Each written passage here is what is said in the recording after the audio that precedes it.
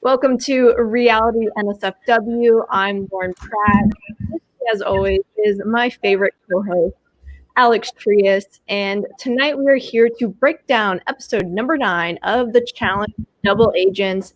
And it had one of my favorite daily challenges, trivia. So I cannot wait to dig in deep into that. And while you're digging into that, make sure you dig into those Whoppers from Burger King. Hope you got your VIP pass too, Lauren. I am not a Whoppers person nor a Burger King fan, so that would not be something that I would want to win. But yeah, it's been a long time since I've had a Burger King. But Burger King, sponsor us. I'm game. Yeah, I think that's not going to happen. So let's dive right into this episode. Mm-hmm. Yeah, so we just got off Josh winning his gold skull. Luckily, Josh was pretty not on the episode this week, so upgrade. But upgrade. We get in there. Corey mentions now about how all the guys' skulls have been taken, and he's ready to steal one. He wants to prove himself and prove that he has what it takes to be a champion in the challenge. And we also get some discussions about maybe there's some new alliances forming. I find it interesting, too, how Corey comes in right off the bat saying he wants to prove himself, go in and get a gold skull. I just think it's weird that we get it on this episode in particular because they know that it's going to be a women's elimination. So I don't think we even need that content coming from Corey. Yeah, but, it's them trying to keep everyone on their toes about, we don't know what it's going to be, even though we do know what it's going to be. Yeah, but, it keeps some intrigue there because it's weird with this season. There was like a little tiny bit of doubt in my mind when at the end of the episode when they were saying which elimination it was going to be. I'm like, oh my God, they actually do make this a guy's elimination day. I don't understand what's going on in the game. I do want to see eventually, I hope they do it this season, where we get girls and guys day at the same time and them anticipating that it's going to be either or. That would be really exciting as a viewer to watch. And I can see that being possible as like a variation of a purge, and you just do 2 eliminations on the same night. With the competitions that they're doing in the creator, definitely doable where you can make it equal for both men and women. But we'll see there. But we start to see, after that alliance talk, the start of the deconstruction of the female rookie alliance. There's just a lot of mistrust there between the Ambers, and now Gabby is along for that ride, maybe from influence from Devin, or maybe just her just thinking about, okay, maybe Amber B really isn't tight with the rookie girls and she's more with the big brother people. I'm just bummed because that was such a great alliance and I was totally there for it. And we obviously see the conversation between Amber B and Amber M. Amber M holds nothing back. She will light it up. And Amber B really didn't know what to do in that situation because Amber M just kept chirping, going right at her. And Amber B said, I guess that's fine. Basically how she left the conversation because Amber M said, I'm always going to hit that button on your name. Yeah, well, from what we can tell, Amber M is not afraid to voice her opinion. I think that's what's keeping her on our TV screens currently. Is like, you're not going to get her really for competition wise, especially for this episode when she's a rogue agent, but she knows how to say things and articulate them, and so she's going to press buttons that way and let her enemies know that they're her enemies now. Whereas Amber B is like the antithesis of that. She's very reserved and inward, and like she'll bring everything in and internalize it and really doesn't want to say a lot. For a rogue agent, Amber M got so much more screen time in comparison to everyone else that's been a rogue agent. It's except for Devin, because Devin's the one that drives the confessionals and is currently driving the storyline of the season. Well, to be fair, when Devin was a rogue agent, he quickly became not a rogue agent in the very next episode. Good point. But yeah, everyone else normally, if you're a rogue agent, you maybe get one confessional and that's it. Yep. And before we get back into the pettiness of the rookie girls, we have a very quick spot where we have Nani and Cam talking about how they don't really want Teresa there at the end. Nani doesn't want to go in an elimination against Teresa. She's one of the stronger females, which good for Teresa for this may be her time to go, but I think for the episodes that she was there for, she made a statement in this season. I was very proud of what Teresa was able to do in terms of her delivery in daily challenges. She's a very strong competitor, and her whole purpose of coming back, obviously you want to win the money, but she wanted to show everyone that she still had it. And I will say Teresa does still have it, and we could be seeing her on a future season. I wouldn't be surprised to see her on the next long season that the challenge does. Well, I have a different theory, but we'll get to that when we get to the end of the episode. So we have more Mean Girl type conversations about with Amber B saying that Gabby and Amber M are now acting like mean girls to her. Gabby overhears it, and as the mission starts blaring and everyone's getting ready, we see a little bit of a confrontation between Amber B and Gabby. And Gabby's sort of just like, hey, if you have something to say, don't just say in the kitchen where everyone can hear us. Say it to my face. And they're just sort of like, okay, we're beefing now. So I'm just curious to hear from you. What would have been the problem if not Amber M, Amber B was honest with Amber M towards her vote? I don't think we would have had this issue. Oh, yeah, absolutely. I think, and like Casey sort of describes it, as she was stuck in the middle, but you have to make uncomfortable decisions, uncomfortable choices. And I think for Amber B at that moment, she didn't feel comfortable admitting that she was going to have to turn on the rookie girls because she still wanted to hopefully still have them as a fallback option if the BB stuff didn't fall through. But yeah, sometimes with games like this and personalities like this, honesty works better because the person who backstabs you is the person you're most likely going for instead of the person who stabs you in the front. I agree because Amber M does not like, as she says, fake bitches. So essentially, if Amber B would have went and confronted her and said, listen, I'm voting you in and I just want to be straight up and honest with you, Amber M would have had a different reaction to it. Yes, she probably still would have been pissed about it, but she wouldn't have felt as betrayed as she did. Therefore, you might be able to kindle that relationship and essentially still work with each other in the future. Yeah, it's a tricky road to climb. But the one other thing that we get before everyone goes to the mission is we get this little brief conversation between Teresa and Corey. They're both parents, and Teresa sort of just confiding in him about having a postpartum depression after the birth of her children. Very deep subject matter to touch in a show like The Challenge, but you know they haven't been shy about letting their contestants just speak their mind on issues like this. So I thought it was healthy of The Challenge to show it. I'm happy the challenge showed it. It also gave us a little bit of insight on what Teresa's been through in her life. And then Corey was also able to relate to the situation because he has kids as well. So it was nice to be able to see them to connect on a humane moment.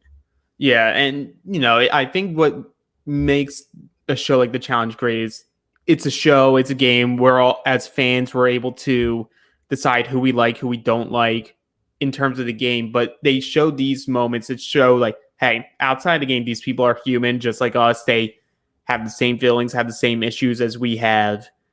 The only difference is they're in front of the camera.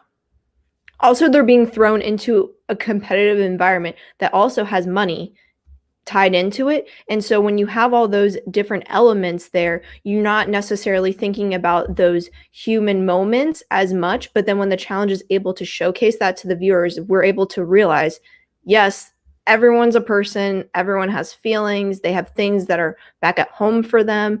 And when they're in that environment, their sole purpose is to be there to win. And some of them do not care how they do it. Yeah, and that's what you have to have in an approach like this in a game and sort of be like, it sort of goes against what we were just talking about with the Amber B stuff, but like you have to come into this game ready to backstab and do what needs to be done, and then just like sort of ask for forgiveness later. Well, there's moments to backstab, but if you don't necessarily need to do it, it's best to be honest and upfront with people. So it just depends. Yeah, but we get from there, and we're now heading to the mission.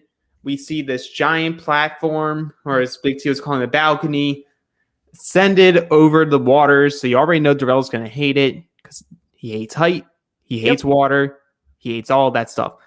But you know who doesn't hate it? TJ. TJ has the biggest grin on his face because we know it's trivia time.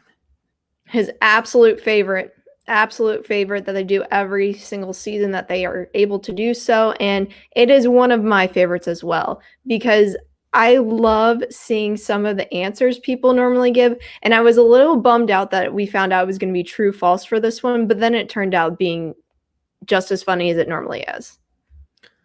Yeah, like I would have liked them having to just guess in general, but you still, 50-50. They knew the process that they were trying to do, so I wasn't going to complain there. But it was called Mission Interrogation. They went in 2 heats, and if you got the question right, you got to sabotage someone as their bar that they were holding on to would go lower to the point where you would be facing the water if you keep getting them wrong or keep getting sabotaged. If you get it wrong, the ring goes lower, and you just need to hang on for as long as you can. After the 2 heats have gone, out of the 2 winners, whoever lasted the longest or had the most questions right would win, and them and their partner would become double agents. Is this the first season that they've done where you're able to sabotage someone else if you get the answer correct? Because from my understanding and what I remember is normally if you get the answer wrong, you just get dropped lower and then they just move on to the next person. They've changed it in some seasons. Like some of them, it was just you got penalized for your wrong ones. You would go lower or just be directly wrong. There was some where you had 2. If you got 2 wrong, you were out, and then they would ricochet you into the water. But they do have some where you got to sabotage someone else. Yeah, because as you said, it varies because I just remember sometimes one incorrect answer, you're toast, which that is even funnier to me because sometimes they're hanging off of an edge and they are so nervous because they don't know if they get it right or wrong. And then all of a sudden TJ will hit the button and it's my favorite part where they go dropping into the water. I always get a little scared with some of the people who have awkward falls into the water because water, if you hit it the wrong way, it's just as bad as landing on concrete. Well, especially in this one because they showed us the temperature of the water and it was 45 degrees.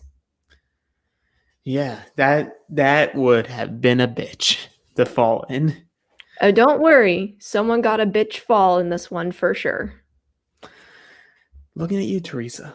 But anyway, so first heat, we had Corey, Nani, CT, Anissa, Darrell, Lolo, Devin, Casey, and Kyle. Corey didn't know what square roots were. To be fair, I feel like most people, after they graduate from school, forget everything about math if math has no involvement in their life. I don't relate, but we're not casting the brightest people, There's some smart individuals out there. I wouldn't consider Corey to be necessarily one of the smartest people to be in the challenge house, but you are correct. To be fair, square roots can be hard if you are not a math person. Yeah, there's different types of smart. He is, in this case, just was not book smart there. But yeah, we get a bunch of people getting stuff wrong. Some of them get it right. CT, for whatever reason, was sabotaging Kyle. Kyle was sabotaging Corey when he could because Cam wanted Corey and Teresa to not win so that they could be the house vote. Which, good on Kyle there because Kyle's normally a revenge type of person. And since CT called Kyle out, Kyle could have easily turned it back on CT. Instead, he did what was best for the team in general between him and Cam and then decided to go after Corey. So I appreciate Kyle thinking strategically here. Yeah, like I think it probably helps that Cam probably talked to him beforehand about it. But yeah, Kyle's a good teammate. He usually just saves his vendettas for the votes. But yeah, so we start to eventually see people get low enough where people are starting to fall. We see Anita drop first. That was sort of the obvious one. Then we have Kyle and Nani drop at the same time. CT eventually drops. Corey drops. Casey drops after saying that wolves were vegetarian. loved the deadpan from Anissa where it's just like, wolves are carnivores. They eat meat. And Some of it's like they go to Darrell. Darrell's roasting her about it. And then you just see Casey cursing at herself for saying that they were vegetarian. That was a some funny of the one. confessionals are the best part of the trivia after people's reactions are to people's answers. Absolutely. That's like the best part of it is just the reactions of the wrong answers. Hmm. Um, but then Lolo drops, and it's between Devin and Darrell. Darrell's going to hang all day because he ain't wanting to touch that water. He has to know he's going to go in no matter what. Oh, So yeah. you're eventually going to touch it. But if you come out a winner, it's more rewarding no matter how Exactly. cold And the water Darrell was is. hungry for it, and Devin eventually just couldn't hang on anymore and dropped. So Darrell wins Heat 1. Only other funny one was after Lolo got her question wrong, Devin's first question was, did Lolo participate in both the Summer and Winter Olympics? And Darrell not knowing TJ's name. Yes, because Lolo said, why couldn't I got that question? And I would have laughed if Devin would have gotten it wrong. That would have been classic. Oh yeah, it would have been hilarious. And to be fair for Darrell, unless you're like personal friends with TJ, I've only known him as TJ. I never knew what his first name or middle name were. So he had a 50-50 shot. He failed that time. He guessed wrong. Yeah. So we're now heading into Heat 2. Big T is terrified of balconies. Shocker. She spends the entire time when she's up there screaming in just terror. And like part of me felt bad for her, but a bigger part of me just kept laughing because I'm like, oh my God, it's just priceless. It's the same thing. The daily where she was hanging over the edge and CT was holding on to her, just seeing her terrified face. I'm just sad we didn't get to see the mean face with this. Oh yeah, well, I think it was her mean face. I don't Because her know. It mean wasn't face was a it wasn't scared as because her good. mean face was a scared face. So, and this face was more terrified. I don't know how you're more terrified of this than the cliff, but I guess you're falling this time, but You're also falling, as we said, into water, so maybe she didn't want to fall into the water, whereas last time you just kind of fell off the face of the earth. that's very true. That's very true. But in this heat, we had Big T, Amber, Teresa, Gabby, Josh, Leroy, Fessy, Cam, and Nam. What a heat. What a heat. What a heat. Teresa like wants to first like just send Big T down for a misery. And Big T's just like, no, don't send me in. I'm gonna fall anyway. Don't do it. But it was too late. Fessy did it the very next round. I'm like, Fessy, come on, man. Fessy had no mercy. Hey, I gotta give Teresa a little credit. She showed that she had somewhat of a heart in that moment because she said, I'm looking to my right and I see Big T in terror. And so I just picked somebody else. Which then she goes for Amber B, and that also creates a storyline. Mm-hmm. Yeah, because then Gabby also hits Amber B. So like we have this combination of Amber B is now like, okay, Gabby pissed me off before the mission started. She picked me this time, so they're going at each other, and everyone just starts shooting fire. Josh hits Gabby with one, and so we first few people that drop, we have Big T, Amber B, Teresa, then Gabby. Josh then gets one right, hits Nam with his best confessional going, you motherfucker. And then Josh immediately falls right after he picks Nam. Excellent. Great television there. Nam's a very shy guy. I get that. When he wants to, he has good delivery. He does. I would compare him to Darrell a little bit because we've talked about this. Anytime Darrell has a great one-liner, they're going to put it in the show. And I think the same thing for Nam as well. Yeah. Okay, so then we get to our final four. Leroy eventually drops.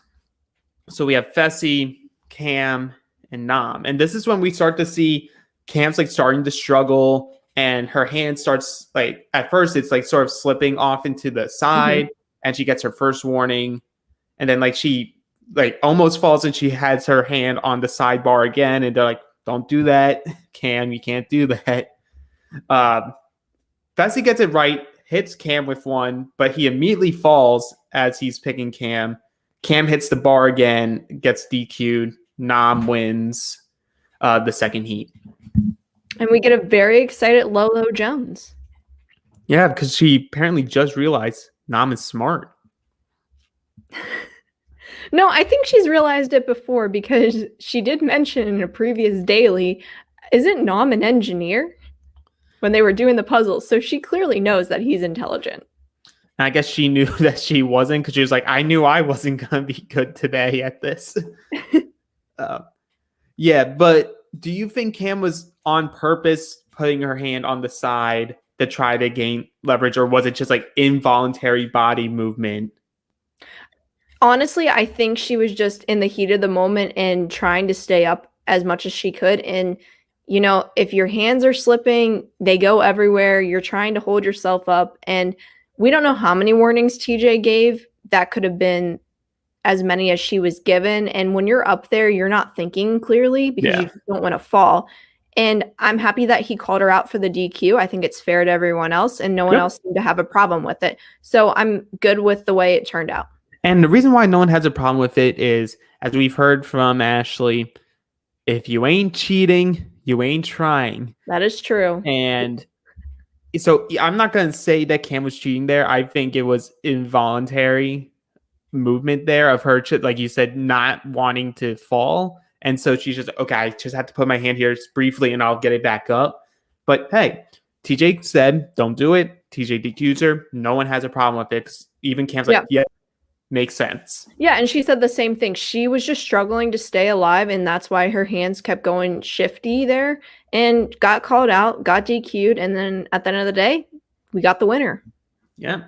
So we have our two winners. We got Nam and Darrell, but the team that held on the longest or got the most questions right was Darrell. So Darrell and Amber B are the double agents. They win $5,000 each from Burger King, and they opened their secret Burger King briefcase to reveal that they got Whopper VIPs, as they showed with extreme excitement that they got it. So they get Whoppers for life. And I would just be like, man, if you were a vegetarian and won that, that would have sucked. That would have been no bueno there. I would have liked to have seen them open that up and they had to then pick who they wanted to give it to. That would have made it more exciting for me for them to have to make a selection for winning that. They maybe get to keep it, but then they also have to pick one person each. I enjoy seeing that because then, you know, I get it's Burger King. I don't want the frickin' Burger King, but then people are thinking in their minds, oh, well, shit, they didn't pick me, so what the hell is going on? Yeah, it's sort of like in Survivor with their reward challenges. It's like everyone sort of gauges it as like, oh, because they picked this person and this person, that means they're in the alliance above us. So they're the higher priorities since they gifted them this reward. You know, like some people think too deep into it, but, you know, that sometimes creates good television when paranoia gets to run ramble. You have to test the waters. You have to test the waters, and I enjoy seeing that. So if you want to find a way to spark some controversy, make people make tough decisions. Yeah, but with that, we have just ended the mission. We are going to hear from our sponsors, and then we will be right back. Winter's here, and it's crazy cold outside. But what you don't know is you should still drink more water. By the time you feel thirsty, it's too late. You're already dehydrated. You can't focus, and you feel tired. Drinking enough water is critical for a healthy lifestyle that you're trying to maintain. It increases your brain power, boosts your productivity. It can prevent headaches, and it'll increase your focus. Not only that, it improves your skin and mood, and it can help with your digestion and give you energy. Wow, it also prevents bad breath and can help you lose weight. But how much water should you drink each day? 10 cups? A gallon? The good news is that it doesn't have to be so complicated. That's why I start my day with Hydrant, because Hydrant helps you hydrate faster. Hydrant has created a refreshing electrolyte powder that you mix directly into water to more efficiently and effectively hydrate your body. It hydrates you quickly and keeps you going for longer. Each rapid hydration mix has the 4 essential electrolytes that your body needs: sodium, potassium, magnesium, and zinc, and it packs a punch to help your body hydrate fast and stay hydrated. If you're looking for that extra boost of energy, there's also Hydrant Plus Caffeine, which contains 100 milligrams of caffeine from green tea. Hydrant is backed by research. The formula was developed by an Oxford scientist. It also is loved by pro athletes, top performers, celebrities, and has thousands of 5-star reviews. It's made with real fruit juice powder. It's delicious and refreshing, and it comes in a variety of flavors, including iced tea, lemonade, and fruit punch. My favorite personally is the grapefruit. It's a classic and I go back to it. It's delicious. Plus, this stuff is backed by a 100% satisfaction guarantee. If you don't love it, you can send it back for a full refund. You really need to try it for yourself to see what I'm talking about. It tastes incredible and it works. Well, Hydrant starts at just $1 a packet for a 30-day supply, and you save even more with a monthly subscription. And it's so easy to get. We've got a special deal for our listeners to save 25% off your first order. We're not kidding here, folks. 25%. Go to drinkhydrant.com/survivor and enter our promo code SURVIVOR at checkout. That's drinkhydrant.com/survivor and enter promo code SURVIVOR for 25% off your first order. That's drinkhydrant.com/survivor. Enter promo code SURVIVOR to save 25%. And we thank them for sponsoring the podcast. Growing up, cereal was one of the best parts of being a kid, but I had to give it up because I realized it was full of sugar and junk that you really shouldn't eat. I've been trying to cut down on carbs, sugar, and unhealthy food and realized I basically can't eat anything anymore. Now, I've been drinking protein shakes and powder for years, but finally found a delicious way to get my protein before and after workouts. And I know New Year just hit us and we're all trying to eat better if we're sticking true to our goals, but healthy breakfast doesn't have to be boring. Magic Spoon has the amazing flavors you love, but without any of that bad stuff you want to avoid.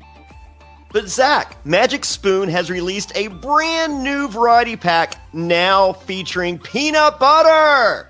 Nice! They released peanut butter as a limited edition flavor in 2020, and it's sold out 3 times. Peanut butter's gotten so much love that they've decided to keep it permanent and add it to the bestseller variety pack, which also includes frosty, fruited, and cocoa. 0 sugar, 13 to 14 grams of protein, and only 4 net grams of carbs in each serving. We're talking only 140 calories a serving.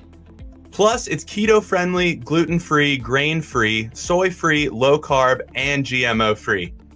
I love Magic Spoon cereal, and I am so stoked that peanut butter is here to stay, and it's so good mixing it with the cocoa. Excellent. That's how I like to start my morning. Johnny, what's your favorite? Oh, yeah, the cocoa peanut butter combo. Now, I'm not going to say what my favorite candy is because I try not to eat candy, but it's the cocoa and peanut butter combo. That's what's going on, and that has changed my mornings for the rest of my life. Oh, it's so good. So you should head to magicspoon.com/survivor to grab a variety pack yourself and try it today. And be sure to use our promo code SURVIVOR at checkout to save $5 off your order. And Magic Spoon is so confident in their product, it's backed with a 100% happiness guarantee. So if you don't like it for any reason, they'll refund your money, no questions asked. That's magicspoon.com/survivor, and be sure to use promo code SURVIVOR at checkout to save $5 with your order. Remember, get your next delicious bowl of guilt-free cereal at magicspoon.com/survivor and use the code SURVIVOR to save $5. Thank you, Magic Spoon, for sponsoring this episode. And we're back. So we are back from the mission, and we get sort of the theme for Darrell here is, okay, we won, did it for Amber so that Amber could be safe. I know she was in some hot water. I'm going to let Amber decide what she wants to do here. He's going to go hide in the shadows, just chill, and be Darrell. He's also probably wishing, man, if only it was a guy's day. Because he's itching. He's itching for it, and he knows that they're not letting him in. Oh, I know. He's waiting to get his shot, and I think Darrell's going to get his chance. There's no way he's going to be the person that doesn't get an opportunity to go in and just solely gets eliminated. Darrell won't let that happen. There's no way. I think, honestly, at this point, I don't think there's going to be any guys who don't get a shot just based off of how many episodes we got. Maybe one. But I think just about all of them are going to get a chance. The girls, on the other hand, no way. a lot harder, definitely for the girls. But Mhm. so we sort of get this big song and dance for the next segment of the show is who's going in. Amber B's eyeing Teresa and Gabby. There's a little bit of talk of Gabby, but then like everyone as they go into the club the next day, everyone's just sort of seeing it benefits me, benefits me, benefits me. So it benefits all of us, and we just make Teresa the house vote. Nani also made a strong pitch to Amber B on why Teresa should go in. So I think Nani strategically did an awesome job because she not only got in Amber B's ear to make it known, hey, if Teresa gets to the final, she's beating not only me, but she's beating you too. Mm-hmm. Yeah, I think it's a good play from Nani and Cam because you see those are the two main veterans that Amber B has been talking to. And like they're probably talking to them because they also have their attachments to the Big Brother people. So that's how they get their in with Amber B. And so they're able to pitch like, yeah, we get it. Gabby's there. In their mind, they're like, well, even though Gabby looks fit, I would still rather go against Gabby in elimination than Teresa. So let's let Teresa go in. You could go in and get your skull. You could put someone strong in there and get their skull. But we need Teresa out because you saw her.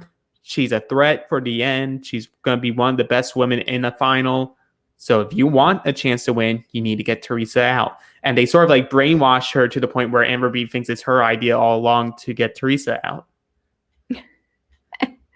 Hey, if you listen to it long enough, your mind does crazy things and you all of a sudden think you're the mastermind when clearly you are not. Yeah. It's funny how that all works, but I like she already had it partially just because of her confrontation with Teresa in the past. So she had motive to want Teresa out anyway, and she feels like Teresa's targeting her regardless. So she's like, even if it is me just succumbing to what everyone else wants, it's like it still benefits me. Because if it was at the point where really she doesn't get to control the House vote, she doesn't have that swing unless she was able to get all the Big Brother people to go like, no, I don't. I want Gabby in. Maybe she gets Gabby in and she goes in and competes. Who knows what happens? But it's the smarter choice right now to just take the toxic player, quote unquote, and let them be the house vote and see where the cards lay. Well, and it also can be beneficial because then you're not making any waves in the house. If that's what the majority of people want, now you're able to get more people back on your good side for the future to hopefully help you then go in and get your skull. And that's kind of what she did with Casey. I thought the way that conversation went was almost perfect because if Casey had not been comfortable with that decision, I don't think Amber B would have done her dirty.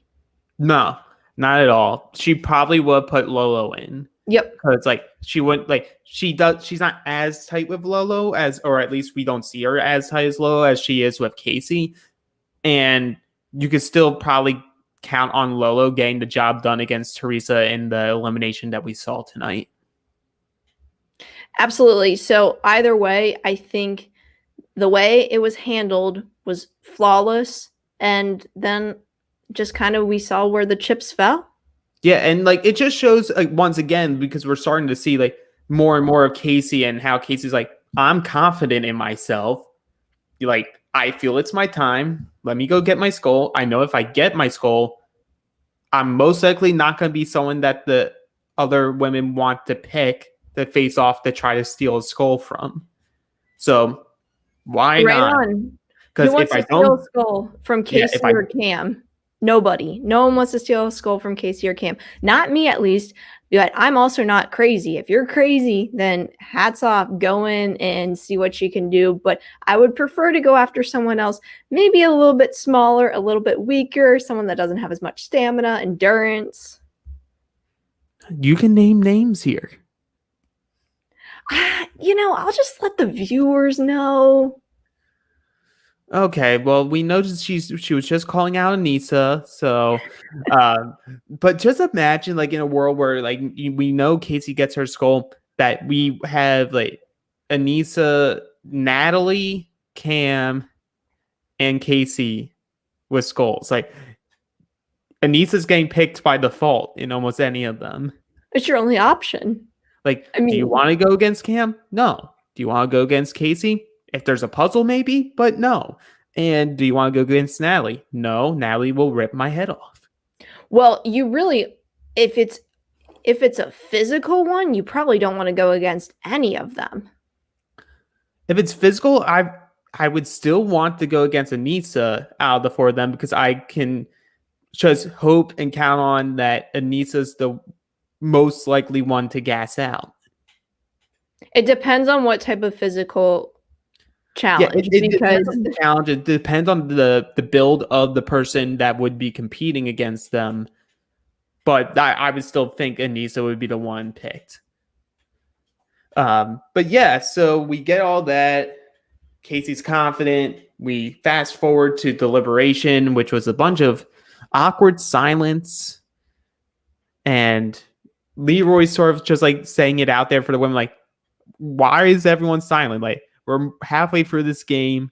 Y'all don't have skulls. You need a skull to get in. So I would probably be fighting to try to get in at this point. This might be a hot take, but to me, the Deliberation is absolutely unnecessary. Oh yeah, it's not. It was more necessary in the beginning, I feel, when people didn't know how everything worked. And Lolo sort of sums it up, which is like, from what we understand, everyone comes in here already with an idea of who they want to put in. So I'm an athlete. I'm ready to go. Let's just vote and not talk. They already had talked at the club. They don't need to talk anymore. Skip the Deliberation. Have your talks at the club. Go automatically into voting and just go with it. But yeah, but good on Gabby to finally be like the first person who was on a hot seat to figure out the strategy of, let me just keep my mouth fucking shut. Yes. So that no one even gives me a glance. Got to give Gabby credit. She's a smart one. Definitely. So they all go and vote. Everyone knows, Teresa knows it's going to be Teresa. She gets 14 votes in total. So that's pretty much everyone in the house minus a few people here or there. Yep. But Darrell's starting to show some frustration because Amber B, you won. If you ain't going in to get a skull, you don't know how many opportunities you have, you gotta take the risk, but it is what it is. At this point in the season, as we've said, we're in the middle of the season. So you need to go in at some point. The best chance to go in is when you're in power and you can automatically vote yourself in. And who cares at this moment if you lose? You're either going to lose at some point or you're going to win and make it to the final. You're at the middle of the season. If you go home now, does it really matter? Yeah, like I feel like in the beginning, I get it for people not wanting to go in or actively not wanting to go in, but you have to get to a point where you're confident in yourself and go like, it's my time. I'm ready to go in. Like not like last season where everyone was just like, just make me the house vote. I'm ready to go in. And everyone was just like, okay, you can go in. But like, just be ready. Like, don't play scared and be like, oh, if I leave, oh, whoop-de-doo. If you make a statement on the show, you're going to be brought back and you're going to get paid to come back. So why not go for it? Get your skull. And if you don't get it, try again next season and hope that maybe the skull twist isn't there anymore. Right. It makes sense for the rookies at the beginning of the game. They might not necessarily want to go in because they haven't been able to necessarily make a name for themselves or have viewers know who they are. And they want to get further in the season. So then we can say, do I really want that person to come back? Then if they're able to go in, prove themselves, get themselves a skull, they're probably going to be asked back on a future season. Now, a dud such as Joseph, he's not coming back. Sorry. We are 9 episodes in and we're still somehow talking about Joseph. But if we talk about the rookies real quick, because we got the time, I think these, like the remaining rookie women, I can all see coming back at this point. I think they all bring something to the table. I agree with that. I like Amber M's fieriness. I think she delivers well in confessionals. Amber B is very charismatic. She's able to play a very good social game. You know, people sniffed it out. She got people angry at her, but we haven't been able to see, are they able to rekindle those relationships? And Gabby, she's funny and she knows what she's doing. She's smart. She's athletic. So I'm here for those girls coming back. Oh yeah, definitely. Like you had, like I'm just gonna stamp right on that. Amber M gives you old school challenge vibes. like when it wasn't just really all about the competitions. Like she's treating it like it's a reality show, which it is. Amber B is sort of like her second chance at this, and we're seeing her trying to play the game. And I feel like she's still learning because she didn't really get a chance in her first in Big Brother. So she's gonna For make reasons we won't talk about. yeah. She's gonna make mistakes, but I see promise in her. And then Gabby, I think, could be a complete package if brought back because she does have strength, even though she's being underrated because she's a rookie. Like when it comes to eye game, she's beautiful. It looks like she's gonna end up hooking up with Fessy, so you have that in the mix. So you get a exit season with Fessy and Gabby if they do that again. And I just think, like you said, she brings funny confessionals, but I also think she does have a strategic mind for this game. And then there's Lolo.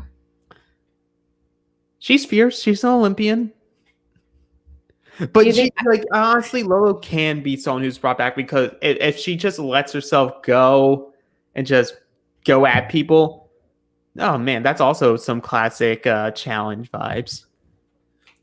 I just want to see a little bit more from Lolo. We've gotten good entertainment from her, but we haven't seen much from her in the past couple of weeks. We had the nom and that type of situation, but she really hasn't been the centerpiece of the challenge. And I thought this season that she would have because we don't have bananas. And I figured Lolo for the female side was going to be running the show, not necessarily strategically, but in terms of getting in those confessionals, winning the daily challenges. And we just haven't seen it.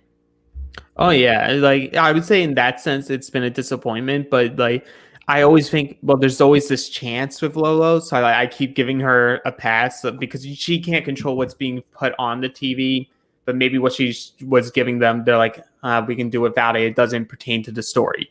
But a little bit surprising when you see like the posters coming out and Lolo's sort of like in the centerfold of those posters. And you're like, oh, okay, she must have some sort of importance for it. Maybe we just haven't seen it yet. But it's creator time. It's elimination time. Corey and Teresa are shown as the compromise agents. Not a shocker to anyone. The curse of Corey continues. Yep. Then Amber B tells TJ, it ain't my time yet. I'm going to give Casey a favor in hopes of it being returned at some point down the road. So Casey goes down. We do know it's a women's elimination. And it's sort of a mix of the Wes elimination and the Kyle Joseph elimination. Yeah, because you're bringing back the pulley system and then you're also incorporating the rings going around the poles. So it's not one that we had seen before. As we've seen in previous eliminations, normally the guys have done it first or the girls have done it first, and then they either revamp it or rework it. But this one, they did a combination, which I was fine with. Yeah. So like if that was supposed to be just like the more like the second version of Snapping Point to like counteract what they did the first time, because they keep doing like alterations a little bit for the second time around with these competitions, I was a fan of it because I think it was harder. Like it was so much more intense. I would think if you were there, to the viewer, it wasn't as intense because you sort of saw the outcome, but it was called Operation Snapping Point. Both people started at the center of the crater. They were harnessed together, and then you would race to grab one of your 3 rings, and then you would have to race to the side and put it on one of your 3 posts. Whoever got your rings on the 3 posts wins their gold skull. And we see Casey get her broom out because it was a clean sweep. Yeah, Casey got the job done. Teresa put up as much fight as she possibly could have. And in this type of elimination, body weight, I'm sorry, plays a huge factor. And Teresa, she's very strong, but Casey has more muscle mass to her, and it proved that was the most helpful thing for her. And I will say they were trying to say to Teresa, Casey's going to gas out, Casey's going to gas out. No, Casey's not going to gas out. But if Teresa was going against someone else that was relative to her size, I think Teresa pulls it out. Yeah, like I think Teresa beats Amber B. I think Yep. Amber B is lighter than her, even though she has longer legs and there's like there's wiry strength for people that have skinnier arms and legs. But I think Teresa could have held herself against some of the competition, but I think Casey or Lolo, it was going to be a done deal unless Lolo got in her own head and then gassed herself out. No, if Lola would have lost that, that would have been a true embarrassment. There's no way I could see Lola losing that. Oh yeah, like Especially the beginning part, she's gonna take off in a dead sprint and she'll get the first ring without even she'll just yank Teresa back. So yeah. I think Lola would have had the clean sweep there that we saw with Casey. And Teresa, she went out classy, and still, even though as many people disliked her, they gave her a standing ovation, clapped her off, and TJ was happy to have Teresa on this season and said basically, hope to see you again soon. Yeah, like they give like sort of that like ending remarks for Teresa in her game. Like coming into it, like I knew Teresa's game. I've seen it a few times. I thought she was a good player. I never thought she was like a great, like above average player. Maybe politically she's still not, but she's definitely a lot stronger than I remembered her being. So I give her so much props for coming back, doing this when there's every reason for her never to come back. But to counteract what you were saying about seeing her in a future season, we do know that she is pregnant again currently. And the sort of the way that she was talking on the way out, she was talking about how when she left and had her kids the first time, she never got to have the closure. Mm-hmm. And I feel like coming in and just seeing what she could do and sort of feeling that respect of like being targeted because she was a threat, I feel like that gave her the closure that she needed for the challenge. Would I love to see her back after watching her this season? Yeah, I would have no problem seeing her back. She brings a good energy to the show and can be a good villain, but also somewhat of an underdog. If she got the closer she was looking for, I'm very happy that she was able to get that. I will say, if we get her on a future season, I'm not going to complain. She was a villain on this one. She definitely was entertaining, and that's what you're looking for. You're not going to have all the people on here that are heroes. You have to have those villains. She played that role really well, and I do think if she would have made it to the final, she would have had a strong chance because of her endurance, because of her stamina. And I definitely think she was somewhat underestimated coming into the season, and people realized, oh shit, Teresa's here and she's not playing. She just got outmatched by going up against Casey. Yeah, like you heard Fetsy talking about like, oh, people were underestimating Casey. I'm like, who was underestimating Casey in that house? Nobody. Or from the viewers. Everyone's like, Casey is a physical beast that's been known for a while now, and she's showing that she has a great social game as she's great socially, she's great physically, she's gonna do well in missions, she's gonna do well in eliminations, she can run. I think her only weakness is just like puzzles. So I'm just like, Casey is a legitimate threat. I had her going into the season as one of the top women coming in. Yep, one of the top picks in my mind for sure. But then she comes up with the decision and she decides to stick with Leroy. I think it's a great move. They have seemed to be able to work more cohesively with each other, because that's something we talked about earlier on. They weren't willing to share as much information with each other, but now I think they fully trust each other and know it's to their best benefit to stick together at this moment. And then Corey gets Amber M. Amber M, you might as well be cursed. Like it's almost like you get a mark when you become Corey's partner. Like you get like, it's like the scarlet letter. They just get a giant bullseye just tattooed to their back, to their chest, and be like, hey, I'm Corey's partner. Throw me in an elimination. You'll win. Or I'll get hurt. What was interesting enough, too, is Corey even mentioned that he wanted a different partner than Teresa because Teresa has a bullseye on her. I'm not so sure Amber M was his first choice. I don't think so either. Love the Anissa comment, though, of all the women were used to be scared to be next to Corey because they thought they'd get knocked up. Now they're scared of him because they're going to get thrown into elimination. That was fantastic. It was great. Great line. Well, it's just a great callback because on Corey's rookie season, he hooked up with Anissa throughout it. Well, when Corey went into Dirty 30, he had about 3 exes, I think. Yeah, well, I think it was like an invasion of the champs. He hooked up with 3 different girls on the season. Corey was a player back in the day. Yeah, well, and Corey's happy now, so good for him. But yes, he was absolutely a player back in the day. So I think that's all I have tonight, unless you have anything else.